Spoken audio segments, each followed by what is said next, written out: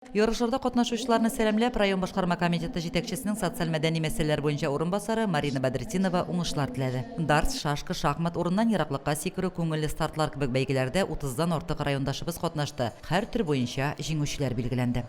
Мин бүген инвалидлар ярышына килдем. Шашка уйныйм. Шашканы беренчелекне биргәнем юк бу кешегә дә. Булдыр алсам дартс сатып карармын димен инде. Бик зур рәхмәт менә шулай безне санаганнар өчен, чакырганнар өчен. Вот такие соревнования проходят ежегодно, а мы с удовольствием с нашими пенсионерами участвуем в соревнованиях.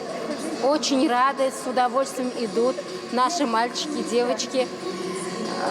Главное, чтобы они были очень здоровые, счастливые. Biz agrofirmadan keldik. Qo'yinsa şuranın yerlerinden.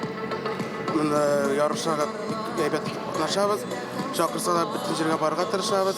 Futbol bilan yurga tirishamiz endi ham voleybolga borga tirishamiz. Җиңүчеләргә мактау грамоталары, сувенирлар, бүләкләр тапшырылды. Өлкәннәрнең һәр чарада актив булуы сөендерә. Бу бәйгедә дә алар катнашучыларның күпчелеген тәшкил итте. Авыл җирлекләреннән килгән яшь егет-кызлар өчен дә ярышлар рәхәтләнеп аралашу, вакытны файдалы итеп үткәрү мөмкинлеге бирде. Лилия Шәймиева, Динар Нуртдинов, Үстен телевидениесе.